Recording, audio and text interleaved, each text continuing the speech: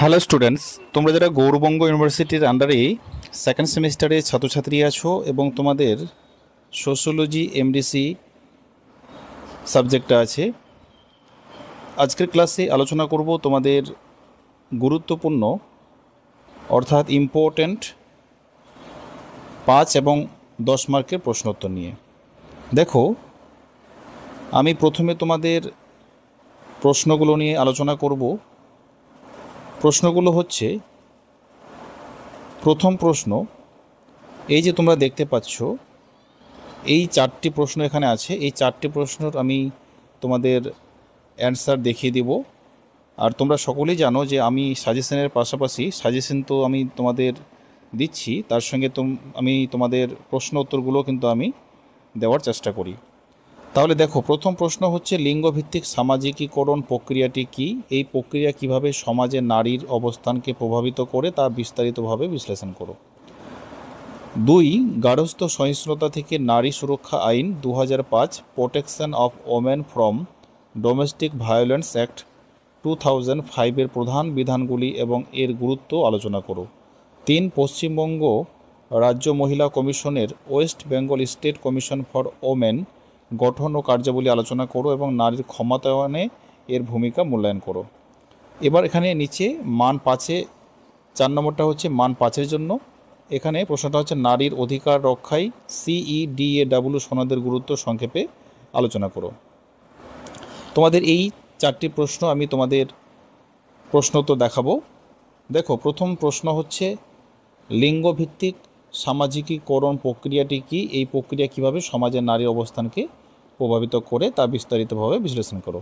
দেখো, প্রথমে এরকম একটা ইন্ট্রোডাকশান কিন্তু লিখতে হবে, ঠিক আছে? তারপর তোমরা পয়েন্ট করে কিন্তু প্রতিটা পয়েন্ট করে তোমরা লিখবে, ঠিক আছে? ইন্ট্রোডাকশান, এটা মান 10-এর জন্য। দেখো, এখানে তোমরা পরীক্ষার জন্য অর্থাৎ নির্ভরযোগ্য টু দ্য পয়েন্ট, এই যে পয়েন্টগুলো দেখতে পাচ্ছ, এইরকম পয়েন্ট লিখলে তোমরা কিন্তু পরীক্ষায় কিন্তু একটা ভালো মার্কস তোমরা অবশ্যই পাবে।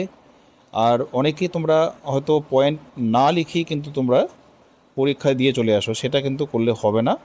দেখো, এখানে তোমরা আমি যেভাবে যে পয়েন্টগুলো তুলে ধরেছি তোমরা সেভাবেই কিন্তু পয়েন্টগুলো দিবে, ঠিক আছে?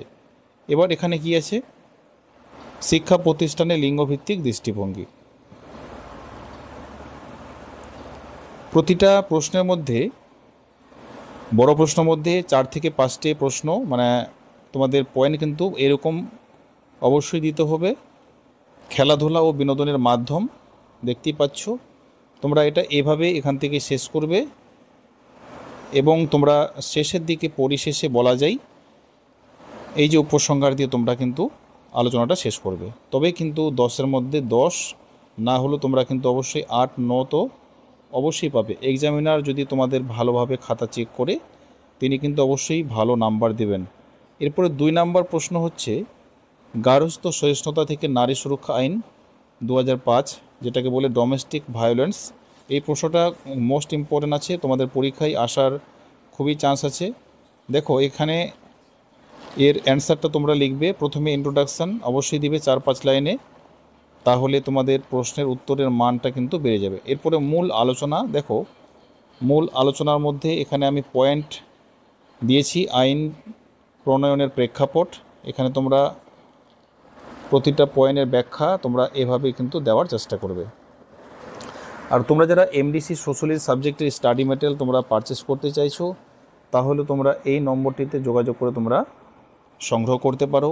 তোমরা এরকম টু দ্য পয়েন্টের অ্যান্সার সহ তোমরা পিডিএফ পেয়ে যাবে।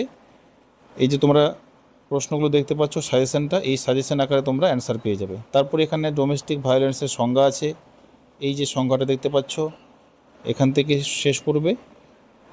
তারপরে চলে যাব নেক্সট, এখানে কিছু শর্ট ব্যাখ্যা দেওয়া আছে, তোমরা চেষ্টা করবে এইভাবে ব্যাখ্যা দেওয়ার, ঠিক আছে?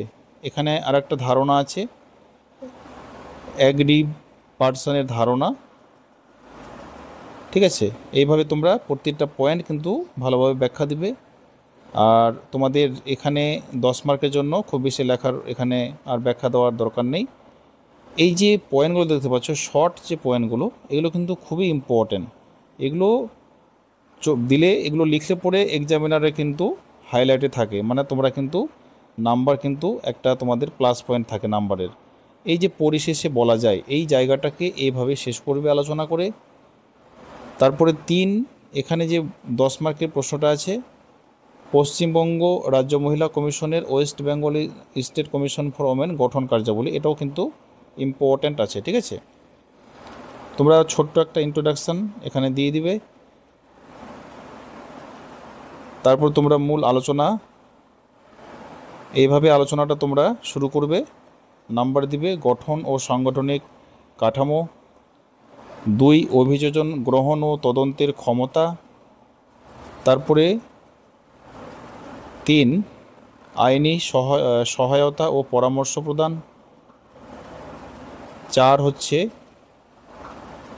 নীতি নির্ধারণে সরকারের প্রতি পরামর্শ, 5 সচেতনতা ও শিক্ষামূলক কার্যক্রম, তারপরে 6 নম্বর পয়েন্টটা হচ্ছে জরুরি হেল্পলাইন ও রেস্কিউ অপারেশন পরিদর্শন ও নজরদারি ক্ষমতা। এরপরে 8 নম্বর পয়েন্টটা হচ্ছে নারী ক্ষমতায়ন ও সামাজিক মর্যাদা প্রতিষ্ঠা। এইভাবে তোমরা কিন্তু অবশ্যই পয়েন্টগুলো দিবে, ঠিক আছে। এখানে আমি এই প্রশ্নের মধ্যে 8টা পয়েন্ট দিয়েছি, আর পরিশেষে বলা যায় এইভাবে তোমরা আলোচনা শেষ করবে। আর একটা মান 5-এর তোমাদের প্রশ্ন ছিল, দেখো প্রশ্নটা, নারী রক্ষায় অধিকারের CEDAW সনদের গুরুত্ব, এটাও কিন্তু ইম্পর্টেন্ট আছে, পরীক্ষায় আসার প্রবল চান্স আছে। এরকম ছোট্ট একটা ইন্ট্রোডাকশান দিয়ে দিবে, তারপরে মূল আলোচনা দিয়ে শুরু করবে।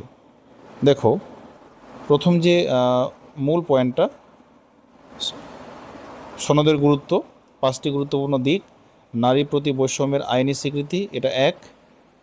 2 হচ্ছে কি, 2 হচ্ছে আইনি সংস্কার ও নীতি গ্রহণে বাধ্যবাধকতা, রাজনৈতিক ও সামাজিক অংশগ্রহণে উৎসাহ, 3 নম্বর পয়েন্ট।